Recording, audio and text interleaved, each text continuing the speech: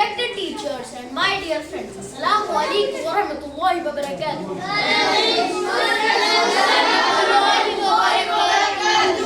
We all know Allah has blessed us with countless bounties. One of them is water. So today I am going to talk about water, God's great bounty. Drinking fresh water being Allah's bounty. The Prophet ﷺ, benefactor of mankind, used to thank Allah after taking water. We should recite this supplication after taking water.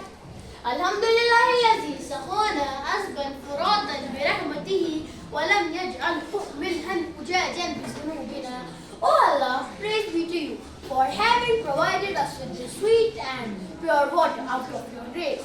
Have you willed, you could have turned it unblameably in view of our sins.